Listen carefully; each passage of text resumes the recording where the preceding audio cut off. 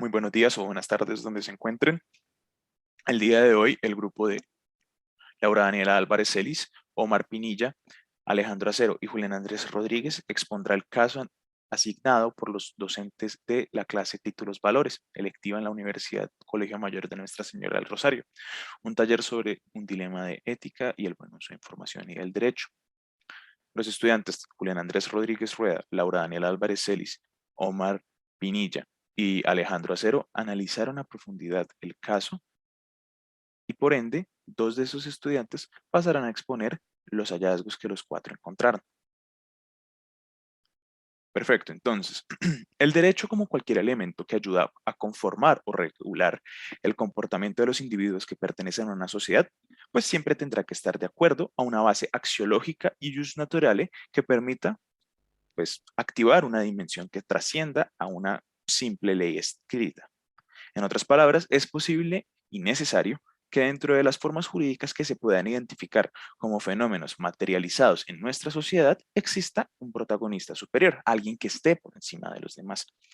que no siempre puede ser visible, pero que termina permeando e imbrica al derecho mismo.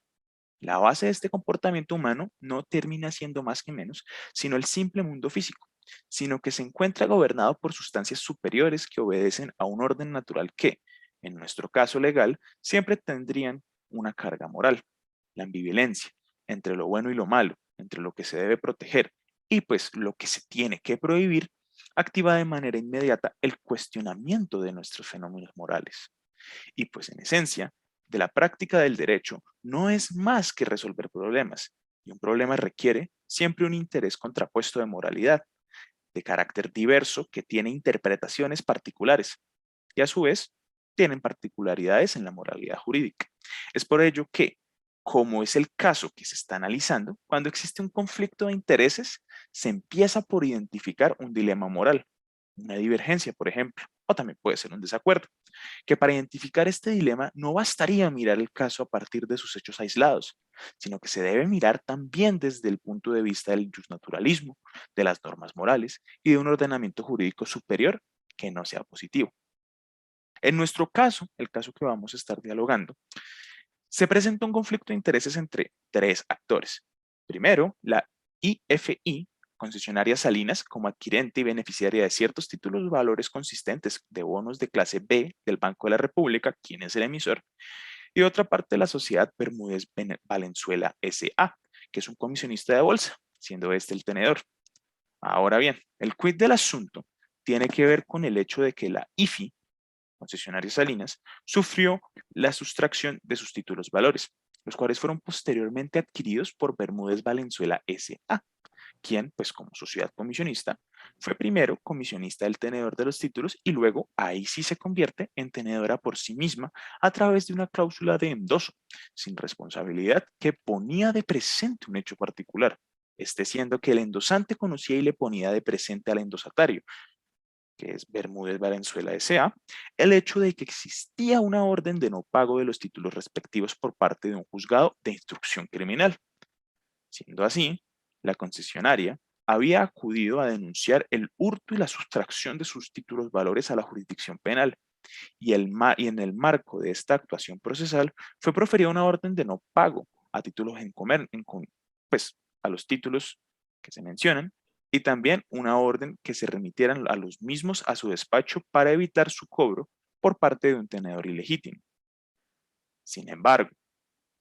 Bermúdez Valenzuela interpuso una demanda ejecutiva en contra del Banco de la República para hacer efectivo el valor de los títulos, de los cuales pues, era el tenedor. Esto fue un año después de haberse iniciado la acción penal por parte de la IFI concesionaria Salinas, teniendo en cuenta todo el embrollo anterior en el cual se aparecía la existencia de dos acciones diversas, la primera de carácter civil y la segunda de carácter penal, en las cuales se evidencian dos intereses contrapuestos que llegan a tener también cargas morales. Ahora, se pueden activar dos líneas de estudio, una legal y una natural, que pues nos ayudarían a responder el siguiente problema jurídico central. ¿Acaso puede la acción ejecutiva interpuesta por Bermúdez Valenzuela S.A., nuestra tenedora, en contra del Banco de la República, prevalecer por sobre la acción penal por sustracción y hurto de los títulos valores de los cuales La IFI concesionaria Salinas era tenedora legítima si se prueba que aquella adquirió los títulos respectivos con buena fe, exenta de culpa. Aquí entraría nuestra compañera Laura Álvarez para explicarles cuál fue nuestro hallazgo. Muy bien.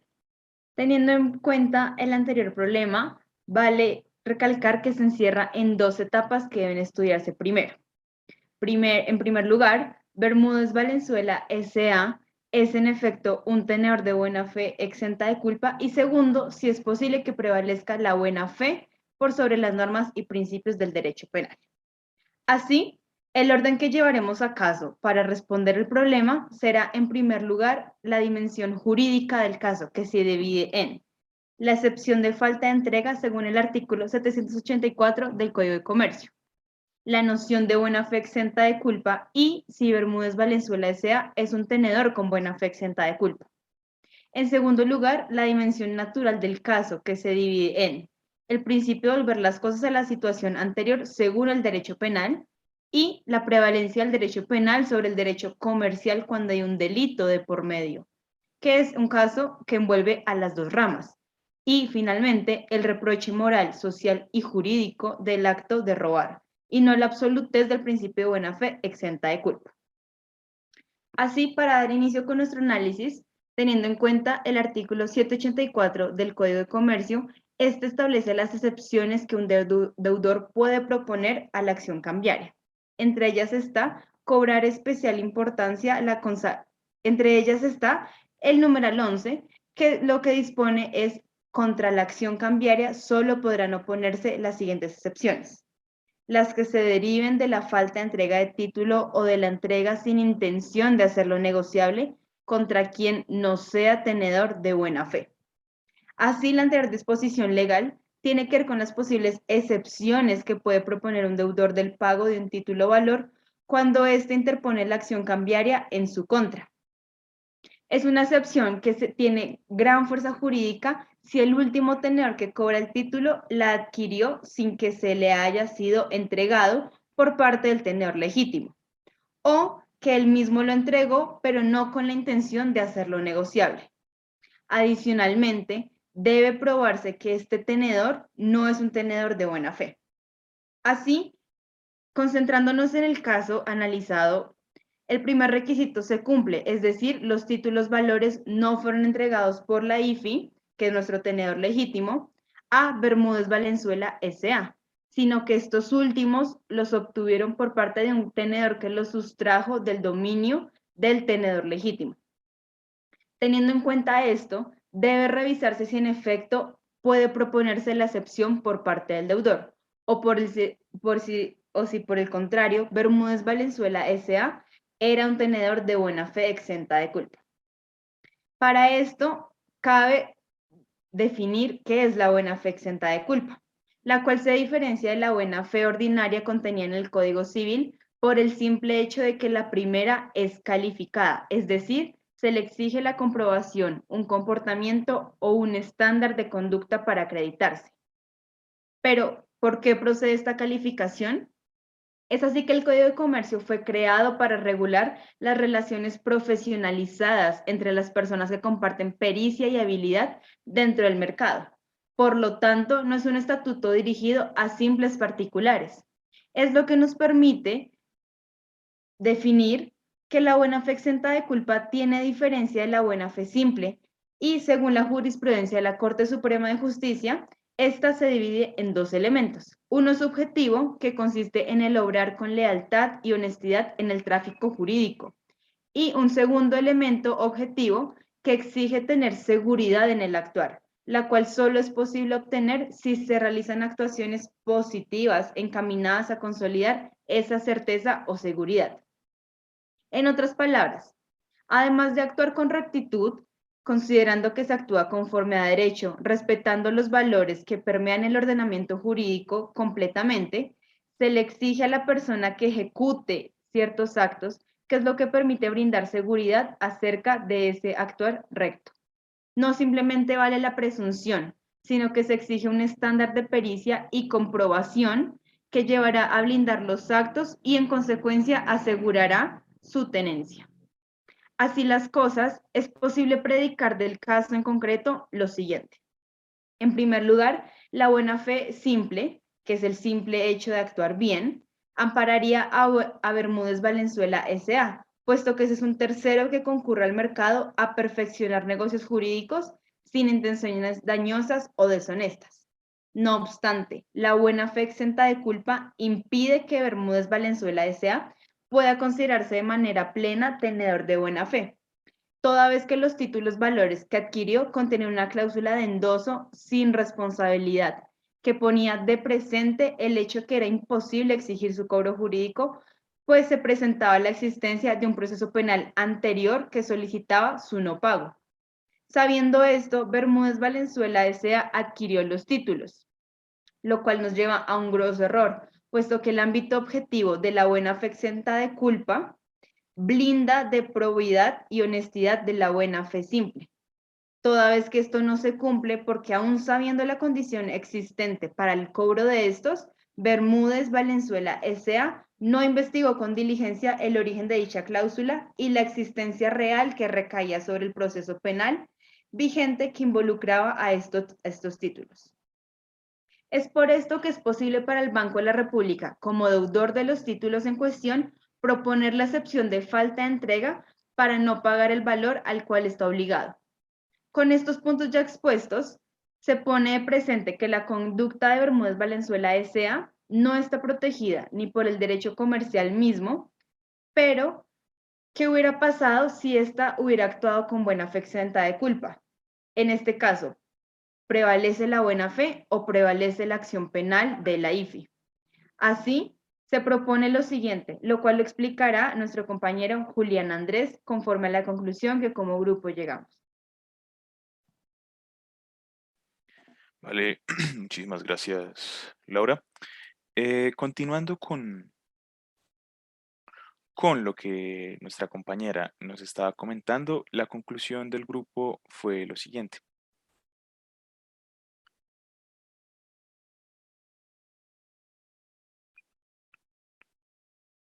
Teniendo en cuenta todo el embrollo anterior, en el cual se parecía la existencia de dos acciones diversas,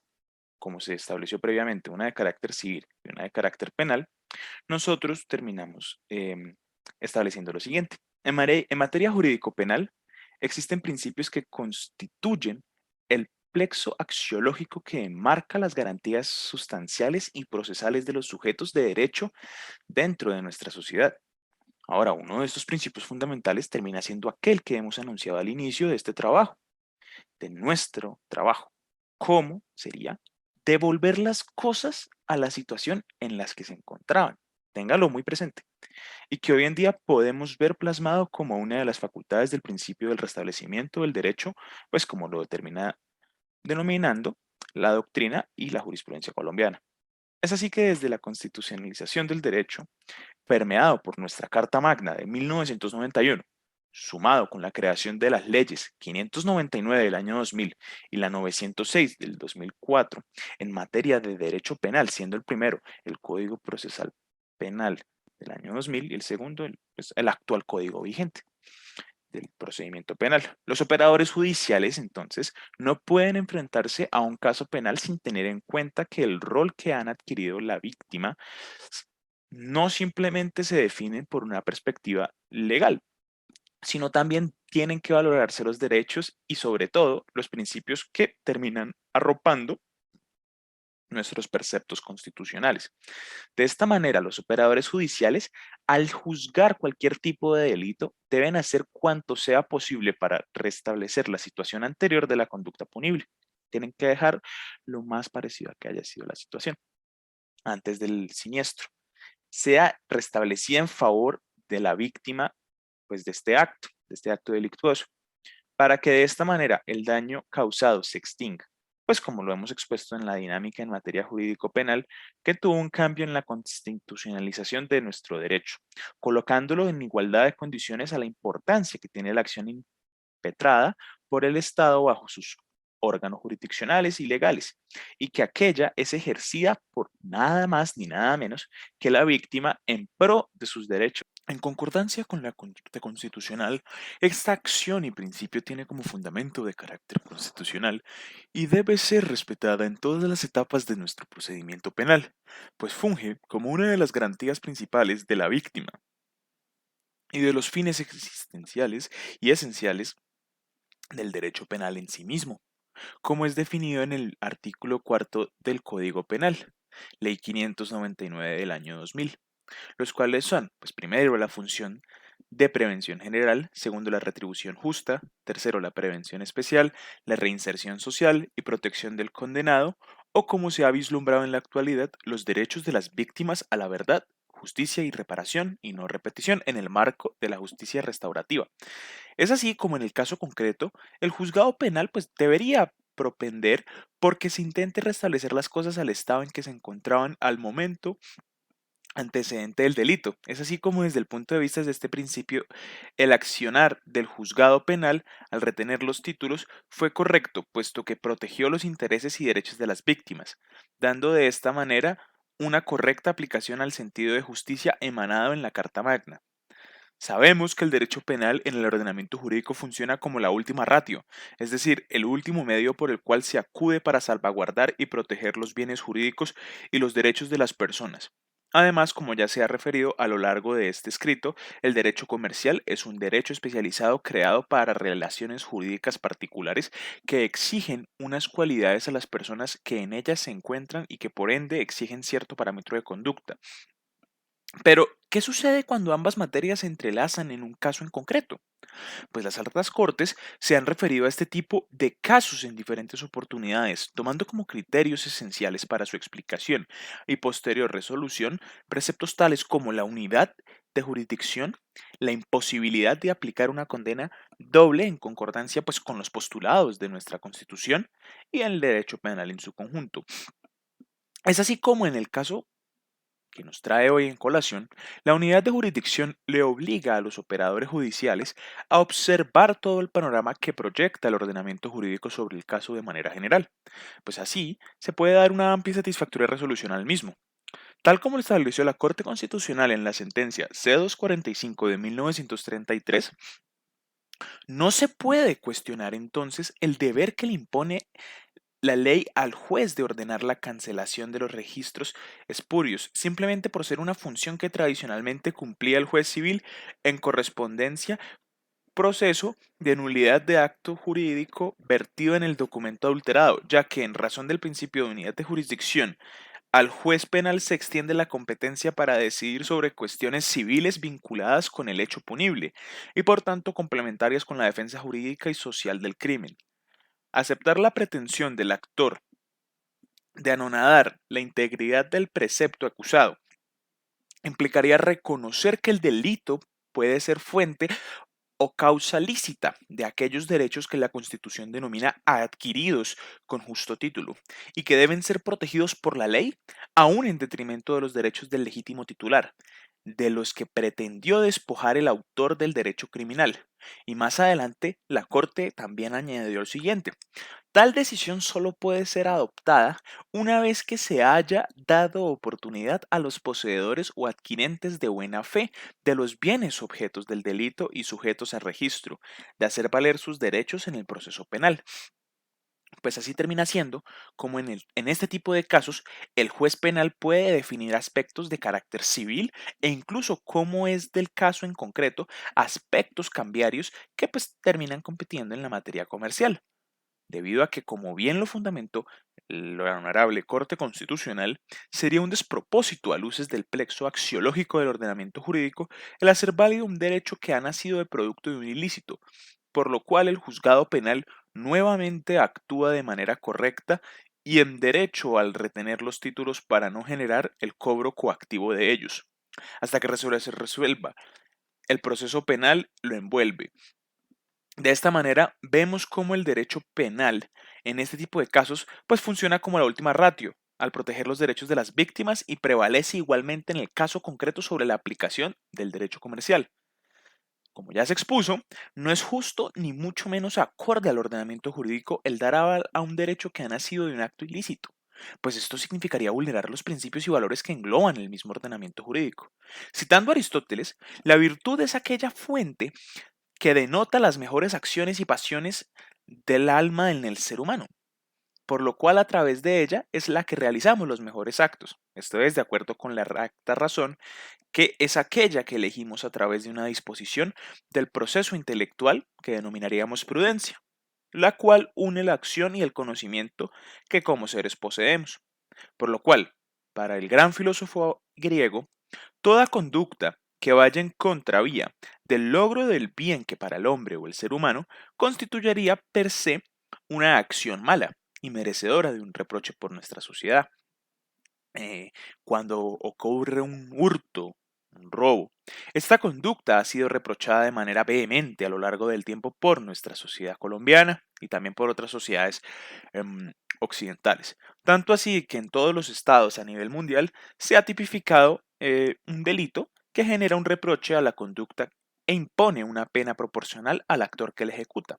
Esto es así, puesto que detrás de la conducta delictiva se encuentra una vulneración a bienes jurídicos y derechos de las víctimas, que terminan sufriendo de la comisión de este delito.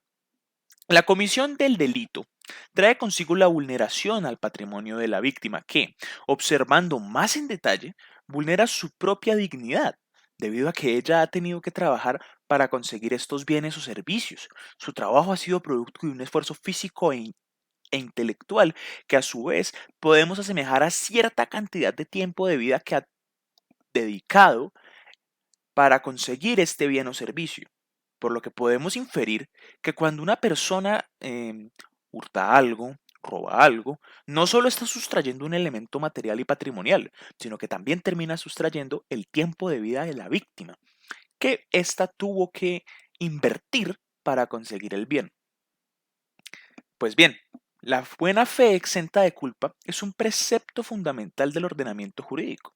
puesto que cuando se obra bajo esta directriz conductual, el ordenamiento jurídico genera una protección casi absoluta en pro de satisfacer los derechos de esta persona. Sin embargo, no es un principio absoluto que aplica en todos los casos. Como se ha observado, en el caso en concreto, existe un proceso penal que envuelve el procedimiento civil en materia cambiaria, que termina denotando los títulos valores. Es por esto que no se puede aplicar de manera exegética el principio de buena fe, puesto que debemos observar las circunstancias que envolvían los títulos y a los tenedores. Por ende, al existir un proceso de carácter penal donde el endoso y tenencia de estos títulos nacieron de un ilícito que ha sido reprochado por el ordenamiento jurídico, se genera en el derecho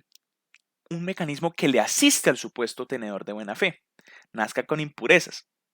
pues es injusto a todas las luces de la moral y el derecho como un sujeto puede adquirir o ejercer un derecho producto de un ilícito o hecho delictivo.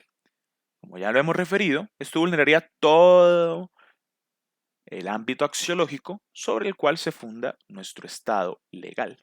nuestro Estado social de derecho. Por otra parte, la buena fe exenta de culpa no puede ser protegida en todos los casos,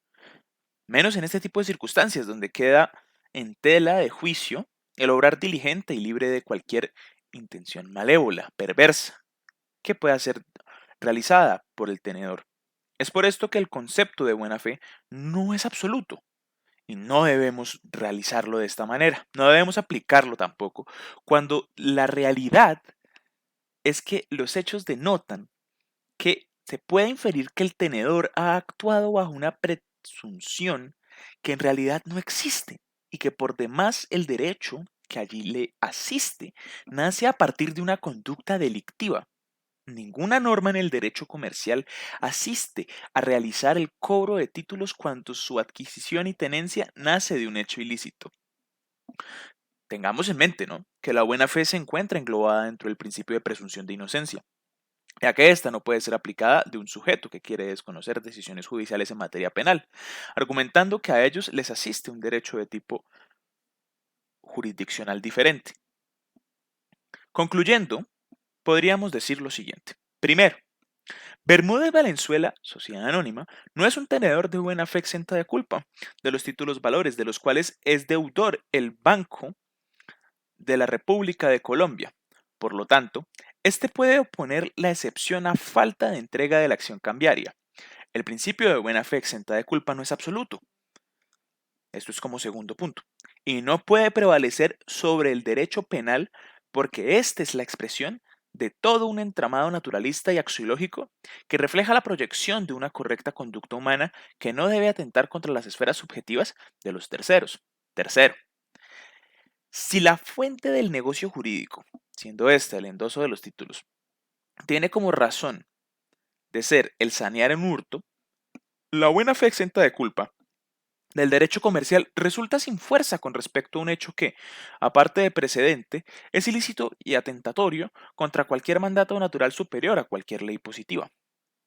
Y por último, el número 4 sería la buena fe, exenta de culpa, no es ni debe ser un método para blindar cualquier situación precedente que haya resultado de un desarrollo o de una ejecución ilícita, y más aún atentatoria del derecho penal y de nuestros valores que terminan siendo iluminados en nuestra Constitución Nacional de 1991. Muchísimas gracias por habernos escuchado. Esto se hizo en pro de la clase de títulos valores de la Universidad Colegio Mayor de Nuestra Señora del Rosario, dictada por el doctor Gaitán y por la doctora Huertas. Espero que les haya gustado este podcast producido por nosotros cuatro. Que tengan un excelente día, noche. Namaste.